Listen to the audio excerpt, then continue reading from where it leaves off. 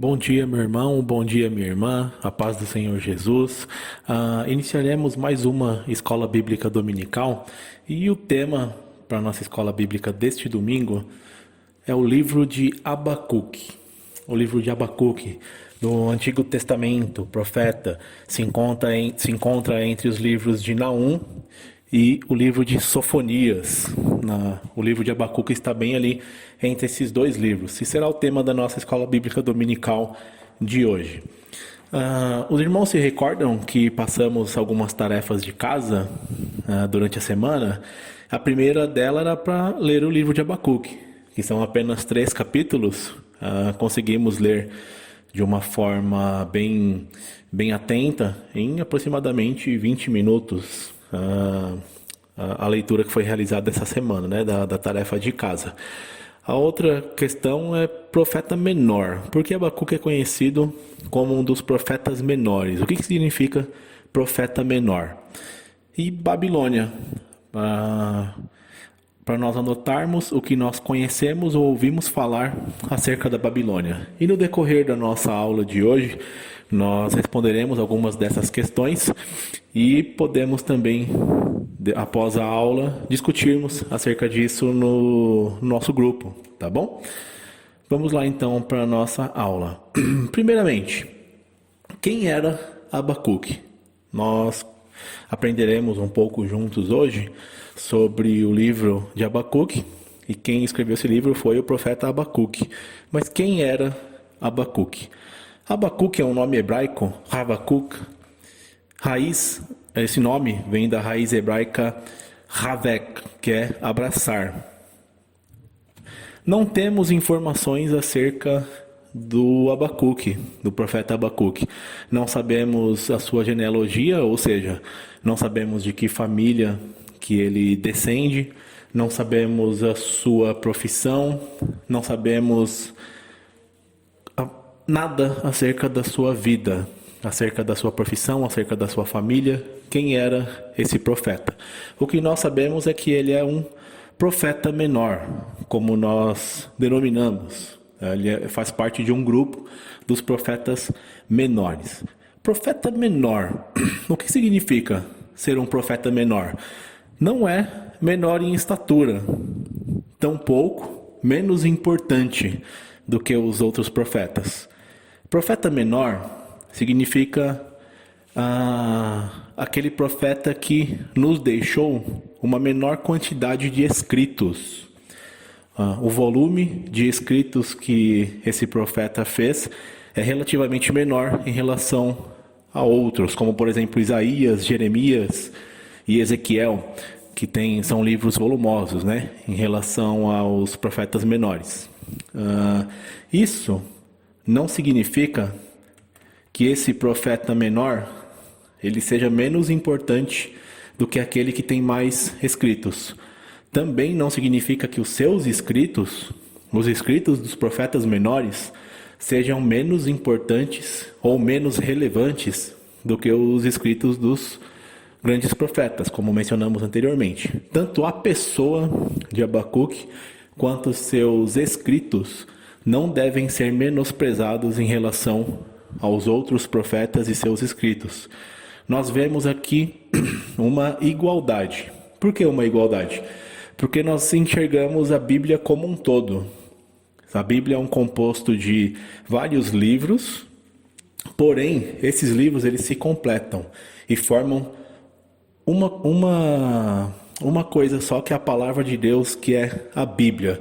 Então não existe um livro menos importante do que outro. Lógico, nós teremos alguns livros de nossa preferência, isso é comum, mas não significa que ele é mais importante do que outro. Nós devemos enxergar a Bíblia como um todo.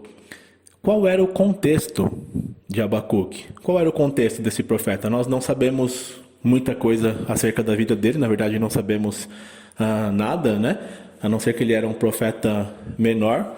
E qual era o contexto desse profeta? Qual era o contexto de Abacuque? A data aproximada é de 628 a 605 a.C.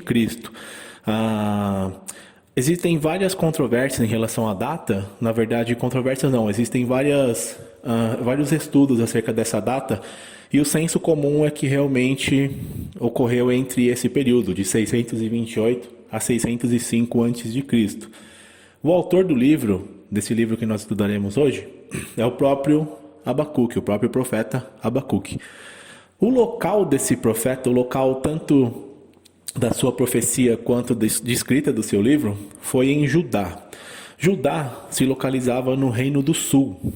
O Reino do Norte, Israel, o Reino do Sul, Judá. Foi no período do Reino Dividido. É um período da história de Israel conhecido como o período do Reino Dividido. Mas como assim, Reino Dividido? O que significa isso? Teria um reino unificado e depois esse reino foi dividido? Por quê? Passando uma breve explicação sobre isso, sobre essa questão do reino dividido, nos recordamos que Israel, o primeiro rei de Israel foi Saul. Posteriormente, o segundo rei de Israel foi Davi e o terceiro foi o rei Salomão.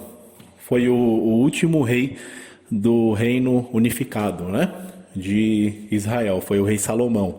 O território do rei Salomão, nós podemos ver aqui, demarcado por essa linha vermelha, estendia a parte da Palestina ali praticamente inteira.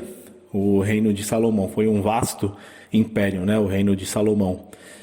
Posteriormente, com a morte de Salomão, o reino foi dividido entre seu filho Roboão e Jeroboão. Jeroboão foi o primeiro monarca, o primeiro rei do reino do norte.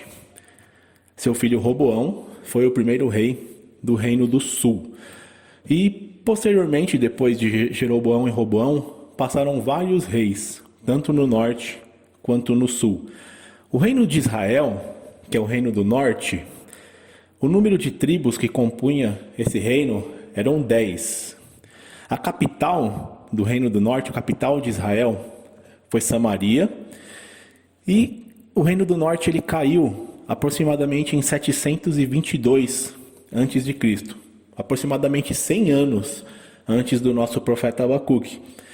O reino do norte caiu. Ele caiu exatamente diante do Império Assírio, o terrível, o cruel Império Assírio. É muito interessante quando nós pensamos sobre isso, porque o reino do sul, ele viu tudo que o reino do norte passou, viu a sua queda e mesmo assim suportou. O reino do sul suportou os ataques assírios, o cerco assírio, com o auxílio do Senhor. Mas o reino do norte ele caiu perante esse terrível império assírio. O número de tribos de Judá, que é o reino do sul, eram duas tribos, a tribo de Judá e a tribo de Benjamim. Todas as outras 10 tribos compunham o reino do norte. A capital do reino do sul era Jerusalém, onde havia o templo de Jerusalém. O reino do sul ele caiu entre 605 a 586 a.C. Esse é o período do nosso profeta Abacuque, recordam-se? E caiu diante do Império Babilônico, caiu diante da Babilônia. E é exatamente no Reino do Sul, dentre esse período, que está o nosso profeta Abacuque. O Reino do Norte, o Reino de Israel no norte, havia caído perante o Império Assírio. Massacre com incontáveis mortes ocorreram ali. O Império Assírio era um império cruel que cercava o local onde eles iriam conquistar. Após o cerco, eles invadiam e matavam das formas mais horrendas o povo daquele território, como por exemplo o esfolamento ou o próprio empalamento, como nós vemos aqui nessa pedra, né? Destruição de Samaria, que foi a sua capital, e o povo foi levado cativo. O povo foi espalhado perante a terra. Essa era a política do Império Assírio, né, que conquistou o norte. O povo foi espalhado na terra e foi levado até o Reino do Norte, até Israel. Pessoas de várias nacionalidades diferentes foram levadas até ali, Samaria e Israel. E a partir dali a linhagem de sangue já se perdeu, porque o povo foi espalhado em várias partes do mundo e várias pessoas de várias nacionalidades que pertenciam ao Império Assírio foram levadas até ali para realmente essa miscigenação de sangue pudesse fazer desaparecer a linhagem sanguínea do Reino do Norte. O Reino do Sul, Judá, ele viu tudo isso. Ele viu tudo isso como nós já mencionamos. Isso aconteceu aproximadamente 100 anos antes. Historicamente não é tão distante do Reino do Sul. O Reino do Sul, mesmo vendo tudo isso, ele estava longe dos caminhos do Senhor. Como nós dissemos, passaram vários reis.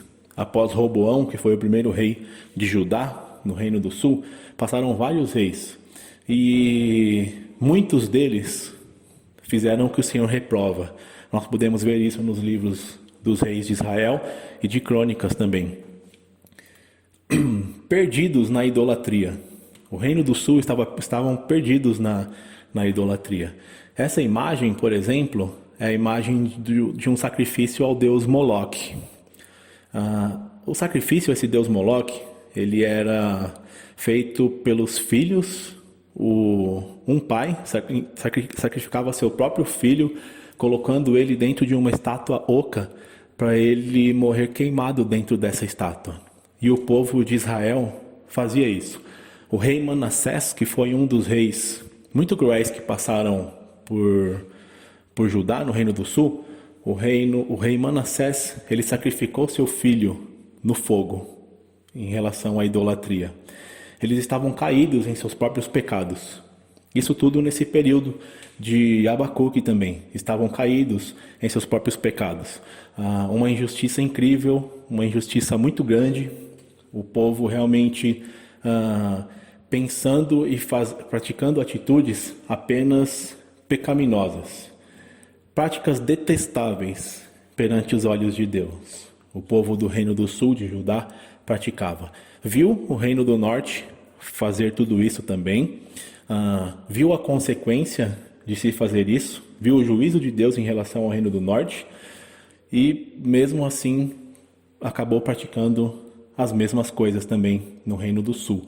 O rei Josias foi um rei que fez podemos dizer que uma certa reforma em Judá, no Reino do Sul.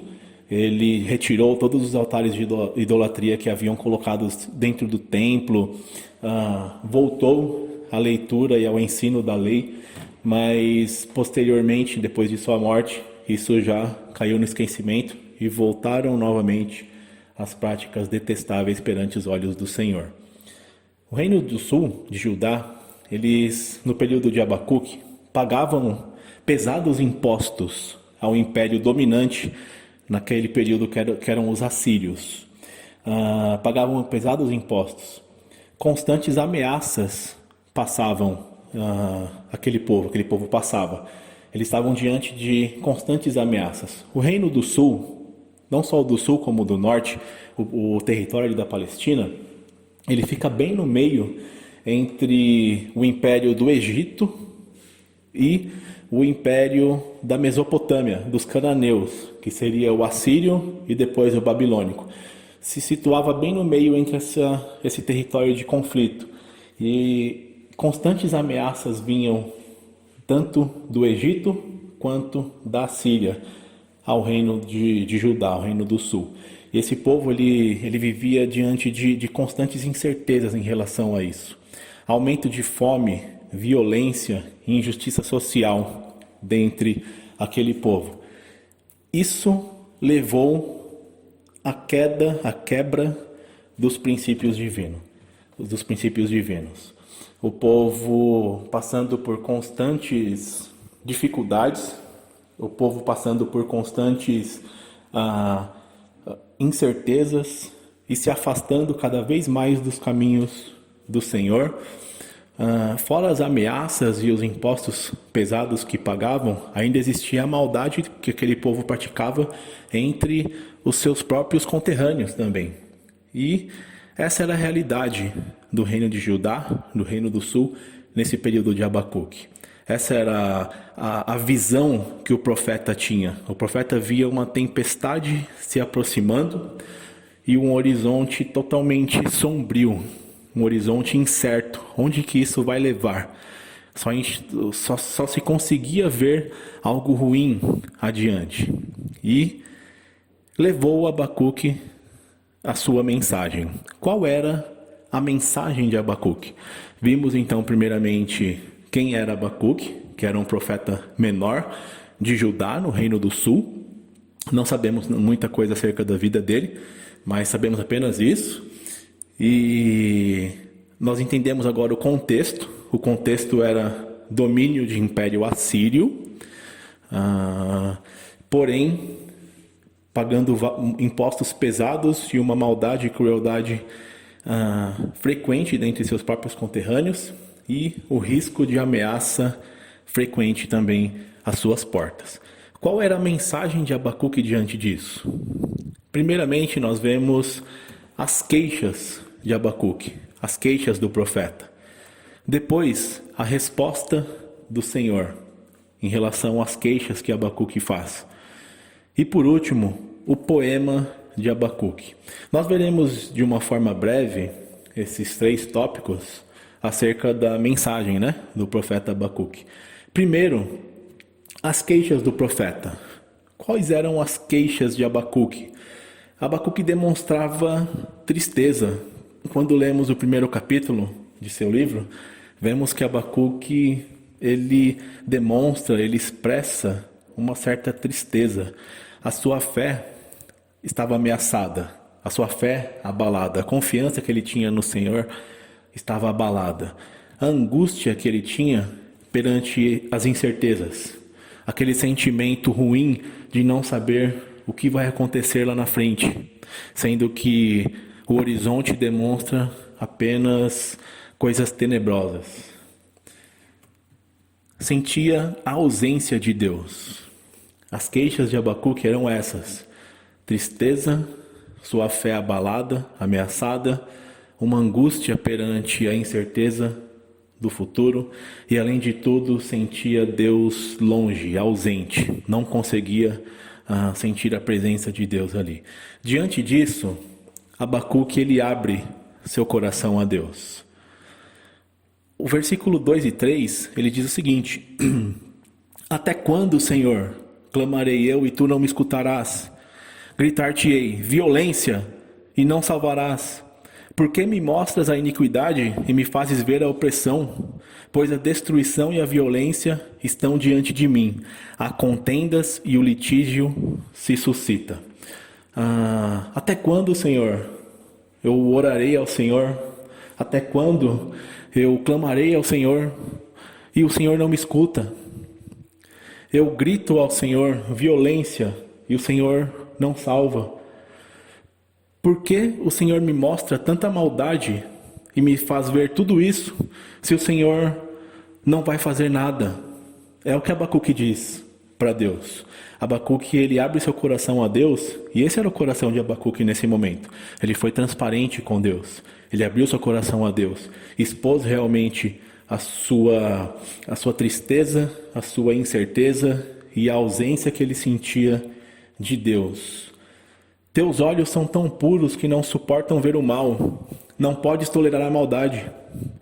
Então, por que toleras os perversos? Por que ficas calado enquanto os ímpios devoram os que são mais justos do que eles? Abacuque diz isso também no capítulo 1, versículo 13. Se Deus é bom e os olhos de Deus não contemplam o mal, não toleram a maldade, por que Deus tolera as pessoas que praticam essa maldade? Por que Deus fica calado vendo os ímpios, vendo um povo cruel subjugar, dominar e fazer tanta maldade ao povo de Deus? Percebe, meu irmão, como Abacuque se sentia nesse momento? Vendo a maldade tanto dentre seus próprios conterrâneos, o pecado dentro da sua própria terra, quanto a constante ameaça que viria assolar aquela terra. Então Abacuque expõe isso para Deus. Ele abre o coração a Deus. Posteriormente à queixa de Abacuque, nós vemos a resposta do Senhor. Ele abre o seu coração a Deus, expõe a sua angústia, a sua tristeza, a sua incerteza, e o Senhor não o deixa sem resposta. o Senhor responde a Abacuque. Primeiro, Deus anuncia a queda de Judá. Assim como o reino do norte, o reino do sul, Judá, também cairia. Só que o reino do sul não cairia perante o império assírio, o reino do sul cairia perante o império babilônico. A salvação israelita e a queda da Babilônia. São os três tópicos da resposta do Senhor a Abacuque. Primeiramente, sobre o anúncio da queda de Judá e o juízo por meio da Babilônia, Deus diz o seguinte no primeiro capítulo ainda, diante da primeira queixa de Abacuque. Olhem as nações e contemplem-nas, fiquem atônitos e pasmem, pois nos dias de vocês farei algo em que não creriam se lhes fosse contado. Estou trazendo os babilônios, nação cruel e impetuosa, que marcha por toda a extensão da terra para apoderar-se de moradias que não lhes pertencem. Perceba, meu irmão, ele chamou o profeta à sua atenção. Atente-se às minhas palavras, contemple as nações e pasme. Nos dias de vocês eu farei algo que vocês não creriam se lhes fosse contado. Deus diz isso para o profeta Abacuque. Estou trazendo os babilônios. Como nós já dissemos, no período de Abacuque, o império dominante era o império assírio. Porém, esse império assírio, juntamente com o Egito, sucumbiria perante o avanço do império babilônico. A Babilônia conquista a Síria e o Egito e assume a posição de império dominante no período posterior a esse que Abacuque está vivendo. Isso acontece, na verdade se encerra no ano de 586 a.C., quando Nabucodonosor, rei da Babilônia, invade, derruba os muros de Judá, derruba os muros, saqueia o templo, mata muita gente, destrói a cidade e leva a nata da sociedade, as pessoas, a grande maioria das pessoas, para a Babilônia, cativos por 70 anos. Então, esse império estava surgindo. Percebem a incerteza de Abacuque? Analisando o pecado do povo, analisando a crueldade assíria e um império muito mais forte caminhando velozmente em sua direção. É uma nação apavorante e temível, que cria a sua própria justiça e promove a sua própria honra. Todos vêm prontos para a violência, suas hordas avançam como vento no deserto, e fazendo tantos prisioneiros como a areia da praia. Deus diz a Abacuque que ele está levantando o império babilônico. É isso que Deus está dizendo a Abacuque. Deus está permitindo esse império tão cruel conquistar um outro império cruel que era a Síria e também o Egito, e depois iria para conquistar Israel, todo o território da Palestina. Iria para conquistar o reino do norte, Israel, e o reino do sul, Judá. O povo passaria por isso por conta daquilo que nós vimos anteriormente, totalmente longe dos caminhos do Senhor, caídos em seus pecados, caídos em idolatria. Deus, ele viu ele usou essa permissão, essa ação permissiva de Deus para que o Império Babilônico executasse o juízo divino ao reino do sul, ao reino de Judá. E no capítulo 2, versículos 4 e depois 13 e 14, diz assim: o ímpio está envaidecido, seus desejos não são bons, mas o justo viverá por sua fidelidade. Acaso não vem do Senhor dos exércitos que o trabalho dos povos seja só para satisfazer o fogo, e que as nações se afadiguem em vão? Mas a terra se encherá do conhecimento da glória do Senhor, como as águas enchem o mar. Aqui nós vemos, nesse trecho do capítulo 2, dos versículos 4 ao 14, que nós resumimos aqui, nós vemos o Senhor explicando a Abacuque que traria os babilônicos. Nós vimos isso no capítulo 1, né?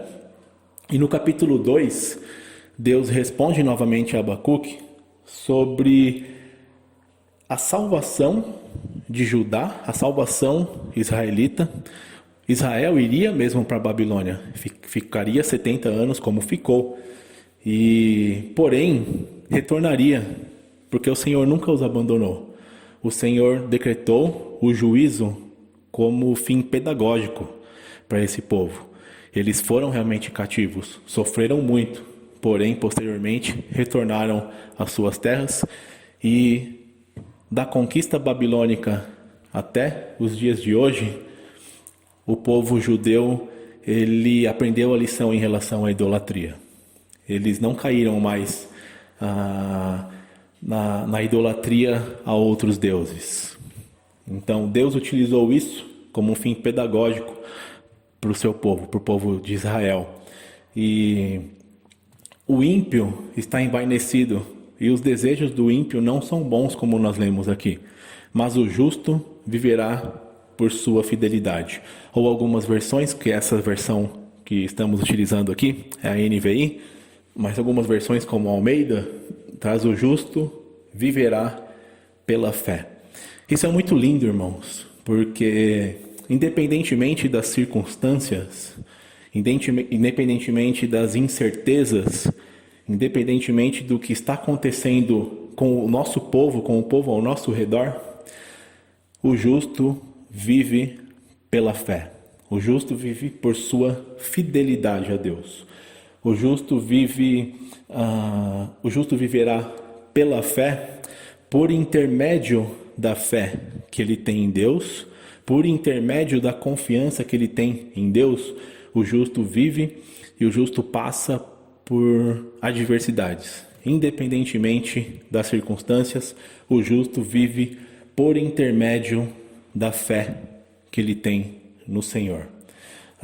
Isso que Deus estava dizendo ao profeta Abacuque. O justo vive por intermédio de sua fé e com o auxílio da sua fé também. Nós precisamos de ter confiança em Deus, ter fé e sermos fiéis a Ele. Por isso que essa ideia de fidelidade, nos agarrarmos realmente ao Senhor com toda a confiança, nos agarrarmos realmente, literalmente ao Senhor com todo o nosso ser, porque a certeza provém dEle. Se nós nos agarrarmos e sermos fiéis ao Senhor, nós viveremos por conta dessa fidelidade, dessa fé que temos nele. É isso que o Senhor está dizendo ao profeta Abacuque. Posteriormente, as respostas de Deus em relação às indagações de Abacuque, Abacuque escreve um poema. Vale lembrar que ele iniciou o seu livro com questionamentos, com incertezas, com uma crise pessoal, uma crise interna e uma crise diante do seu próprio povo ali também. E ele foi da crise à fé, o Abacuque. Ele ouve o Senhor e compreende os desígnios de Deus. Compreende que o Senhor, os planos de Deus são mais altos do que os dele. Ele deposita a sua esperança em Deus. Nesse poema, Abacuque diz. Vale nos lembrarmos que poema no Antigo Oriente Médio não tem o mesmo significado que o poema para nós. O poema para nós é algo um pouco mais romântico, né? Pro Oriente Médio não. O poema era utilizado para dar ênfase a algo muito importante. Por exemplo, o poema ele repete a mesma coisa duas vezes para uma memorização, porque aquilo é muito importante. O poema, essa ideia de poema no Antigo Oriente Médio e também, logicamente, fazia parte dos escritos hebraicos, né? Dos escritos do povo do Antigo Testamento, do povo de Deus, de Israel e de Judá.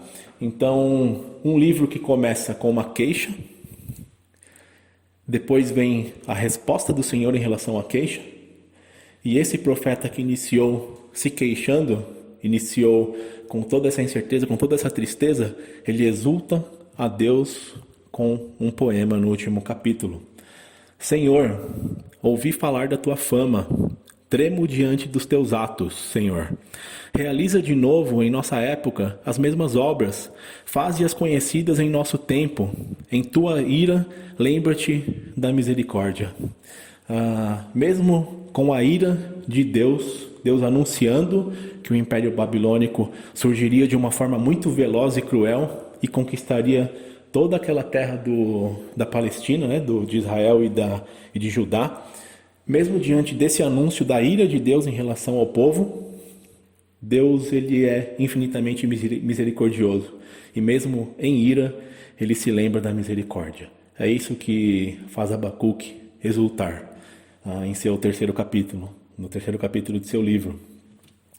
Mesmo não florescendo a figueira e não havendo uvas nas videiras, mesmo falhando a safra de azeitonas, não havendo produção de alimentos nas lavouras, nem ovelhas no curral, nem bois nos estábulos, ainda assim eu exultarei no Senhor e me alegrarei no Deus da minha salvação.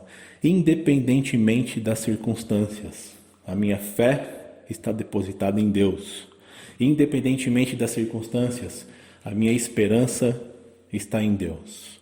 Esperança é uma ação. Esperança é algo que nós esperamos. Parece até meio redundante, mas é verdade.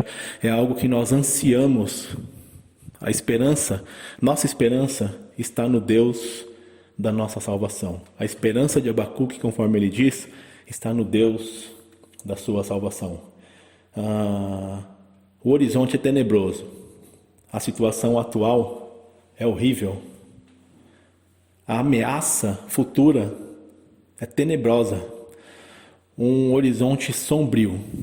Mesmo diante de todas essas coisas, eu me alegrarei e exultarei no Deus da minha salvação. Essas foram as palavras de Abacuque. Eu gostaria de, para nós finalizarmos de uma forma breve, nós meditarmos um pouco sobre Abacuque e como tema para essa nossa meditação, eu gostaria que pensássemos, seja como Abacuque. Seja como Abacuque. Em que sentido sejamos como Abacuque? Primeiramente, confie na soberania de Deus. Confie na soberania do Senhor. Deus, ele é o Senhor da história. Deus, ele é o Deus de todos os tempos. Deus, ele é o mesmo ontem, hoje e amanhã. Tudo sempre esteve em suas mãos. Tudo sempre esteve no seu controle. Deus, ele não tem um plano B, porque Deus, ele nunca é surpreendido, nunca é pego de surpresa. O plano A de Deus sempre funciona e a história da salvação está nas mãos dele. Confiar na soberania de Deus. Ser transparente com Deus. Irmãos, nós já dissemos, Abacuque foi transparente com Deus. Diante de tudo que estava acontecendo, ele se mostrou triste, se mostrou angustiado, se mostrou com a sua fé abalada e ele se mostrou sentindo realmente que Deus não estava ali, que Deus não se importava com o que estava acontecendo. Isso, meus irmãos, é um sinal de que Abacuque era um homem como eu e você. Não podemos criticar Abacuque por isso. Nós passamos por dificuldades. Abacuque é um exemplo para nós de que um servo de Deus, de que um homem de Deus, ele não está isento de passar por tempestades. Os servos do Senhor, assim como Abacuque, não estão isentos de passar por momentos de imensa dificuldade, de imensa tristeza e ter a fé, ter a confiança em Deus um pouco abalada. A diferença de Abacuque foi que Abacuque foi transparente com Deus. Ele disse isso para Deus, os irmãos se recordam. Por que o Senhor me faz ver toda essa maldade se o Senhor não vai fazer nada? É o que Abacuque diz para Deus. E algumas vezes, irmãos, nós podemos cair no engano de nos sentirmos assim, por alguma circunstância, por alguma incerteza, nós nos sentirmos dessa forma, não sentirmos a presença de Deus por conta de alguma situação, por conta do nosso próprio erro, por conta do nosso próprio pecado, nós não sabermos expressar isso. Nós, ao invés de fazer como Abacuque, ser transparentes com Deus, nós omitimos isso em nossas orações a Deus, fingimos uma confiança a Deus, podemos cair nesse engano de fingir uma confiança em Deus. Nós podemos cair nesse engano sendo que Deus sabe a verdade, conhece o nosso coração. Então nós precisamos ser transparentes com Deus. Isso significa as nossas reclamações levarmos a Deus, depositar a sua esperança no Senhor. Foi o que o profeta Abacuque fez. Ele depositou a sua esperança em Deus. Irmãos, vamos analisar isso como um todo agora, essa nossa aplicação. Sejamos transparentes com Deus. Estamos passando por um momento um exemplo da nossa atualidade. Estamos passando por um período de incertezas econômicas, por exemplo, incertezas políticas. Estamos passando por um momento onde a Igreja do Senhor não pode se reunir em relação ao isolamento. Porém, a Igreja do Senhor está forte. Não é isolamento que a derruba. Mas ainda nós não sabemos quando que vai acabar isso. Nós não sabemos o que acontecerá depois. Nós não sabemos nada acerca do futuro. O futuro é incerto em relação a essa situação que estamos passando. Podemos estar passando por dificuldades pessoais ainda em relação à situação financeira mesmo das famílias, por não poderem trabalhar. Podemos estar passando por inúmeras dificuldades e nós precisamos levar isso a Deus.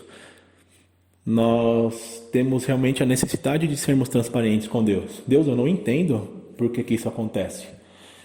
Pense comigo, é diferente falar com Deus sobre essas coisas, entre aspas, levar nossas reclamações a Deus, nossas incertezas a Deus, é muito diferente de levarmos tudo isso a uma outra pessoa. É muito diferente por quê?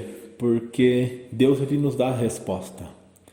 É diferente porque eu reclamar da situação, reclamar do que está acontecendo, a incerteza, essa aflição no meu coração, essa angústia, eu comentar com as pessoas, isso vai alimentar mais angústia no meu coração.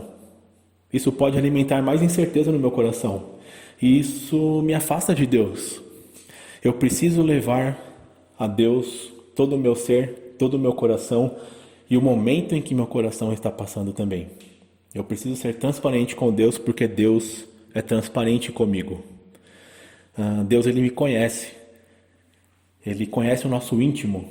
Então, sejamos transparentes com Deus como Abacuque foi. Confiar na soberania de Deus. Irmãos, como já dissemos, Deus é o Senhor da história. Uma vez uma pessoa me perguntou, mas tanta maldade no mundo? Rodrigo, tem tanta maldade no mundo, já ocorreram tantas maldades na história da humanidade. Onde estava Deus para permitir isso tudo acontecer? Se Deus é bom, por que Ele permite isso? Onde que estava Deus? A única resposta para essa pergunta é a seguinte: Deus está ou estava onde Ele sempre esteve e onde Ele sempre estará, no seu trono de glória, soberano sobre todas as coisas. Deus, Ele sempre esteve no seu trono de glória, soberano sobre toda a criação. Deus sempre esteve e sempre estará no reino e no controle de todas as coisas, de todas as situações. Inclusive, foi de lá que Ele enviou seu Filho para se esvaziar, se fazer homem, nascer e morrer. O juízo desse Deus glorioso caiu sobre seu Filho em meu lugar e em seu lugar. Foi exatamente de lá que Ele enviou seu Filho para tomar o meu e o seu lugar, para tomar o pesado juízo de Deus que caiu sobre os ombros de Jesus Cristo. Foi de lá que Ele enviou. João 3,16, porque Deus amou ao mundo de tal maneira, Deus viu o mundo, os seres humanos, e o amor de Deus era imenso por esse ser que Ele criou. Amou de tal maneira que enviou o seu único Filho, de lá que Ele enviou, para que todo aquele que nele crer não pereça, mas tenha a vida eterna. Meu querido, Jesus morreu por mim e por você. Ele morreu, ele tomou o nosso lugar. E esse Jesus que recebeu o meu e o seu pecado, recebeu o juízo de Deus em relação ao pecado que caiu sobre seus ombros, ele ressuscitou e hoje está em glória, ressuscitou glorioso e voltará com toda soberania, voltará para buscar a sua igreja e para exercer o seu reino eterno e soberano por toda a eternidade. E é nisso que nós depositamos nossa esperança, assim como Abacuque. Independentemente das circunstâncias que passemos, nossa esperança, nossa confiança, nossa fé, nossa fidelidade está depositada nesse Jesus. Nossa fidelidade, nossa fé e nossa esperança é a pessoa de Jesus Cristo. Passar a eternidade com Ele, saber que as situações são transitórias, são passageiras, porque o que nos aguarda na eternidade é tão belo, tão magnífico, tão glorioso, tão esplendoroso, que não existem palavras para descrever. Não existem palavras em qualquer vocabulário humano para descrever o que Deus tem preparado para nós. O que Deus tem preparado para aqueles que creem em Cristo, entregam sua vida a Ele e depositam nele toda a sua esperança. Meu irmão, que nós possamos ser como Abacuque nesse sentido. Nenhum crente, nenhum cristão, nenhum servo de Deus está isento de passar por dificuldades, está isento de passar por adversidades, está isento de passar por qualquer tipo de atrocidade. Nenhum crente, nenhum cristão está isento disso, porque nós estamos do mundo, mas nós não somos daqui, porque um dia, quando partirmos daqui, nossa cidadania é celeste. Nós partiremos com Jesus por toda a eternidade para algo realmente maravilhoso. Amém? Que isso possa confortar o meu e o seu coração, que isso possa nos trazer esperança e possa nos ensinar para que nós busquemos a Deus, entregarmos diante dele realmente todo o nosso ser. Porque assim Deus nos capacita, Deus nos auxilia e Deus está ao nosso lado quando passarmos por qualquer situação. Amém? O futuro, meus irmãos, é glorioso. Independentemente do que acontece no presente, o futuro daqueles que entregam a vida a Cristo é glorioso e realmente não existem palavras para descrever. Amém? Eu gostaria de desejar a você uma semana abençoada pelo Senhor Jesus e que você também seja uma bênção durante essa semana.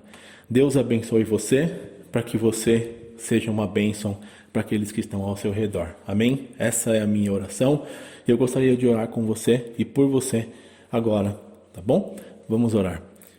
Senhor Deus, eu te louvo, te agradeço, porque o Senhor é o Deus, é o soberano de toda história. Te agradeço, Deus, porque a sua salvação por intermédio de Cristo alcançou a nós, a todo aquele que crê no senhorio de Cristo. Te louvo, Deus, porque o futuro é glorioso demais, o futuro é realmente grandioso demais e nós realmente depositamos a nossa esperança nisso, porque quem nos prometeu é fiel para cumprir. Quem nos prometeu foi o próprio Senhor Jesus que voltaria para nos buscar. E eu agradeço ao Senhor, Pai, por isso.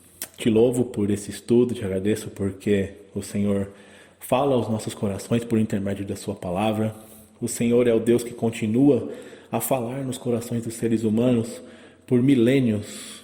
O Senhor continua falando aos nossos corações. Te louvo, Deus, porque o Senhor sempre traz-nos a memória de servos do Senhor que estão na Bíblia, que passaram também por dificuldades, que passaram por dúvidas e incertezas, e o Senhor os respondeu, e o Senhor os deu esperança. É nisso que nós também nos fundamentamos, Deus, na esperança em Cristo. Passamos por incertezas, passamos por dificuldades, passamos por intempéries, mas o Senhor é fiel, o Senhor sempre está conosco, e é no Senhor que nós depositamos a nossa esperança, Pai. Te agradeço, Senhor, pela sua igreja. Te louvo porque por 2000 anos a sua igreja tem sido instrumento para a salvação de vidas. A sua igreja tem sido usada pelas suas mãos para proclamar a mensagem de Cristo, que salva vidas. Por 2000 anos, vidas têm sido salvas, porque o Senhor tem usado a sua igreja. E não é o momento que estamos passando que reduzirá isso, não é o momento que estamos passando que impedirá isso, porque eu creio firmemente que quem salva vidas é o Senhor, por intermédio da sua igreja. Te louvamos, Deus, por isso, e nos colocamos diante do Senhor com todas as nossas incertezas. Nós depositamos diante do Senhor todo o nosso ser, para que o Senhor nos ajude, nos molde, nos capacite, para que passemos por isso e auxiliemos-nos uns aos outros, Pai. Nos usa, nos instrua, nos exorte, nos corrija, para que nós possamos ser praticantes da sua palavra e não meramente os ouvintes, Pai. Agradeço ao Senhor por tudo, clamo que o Senhor abençoe a sua igreja.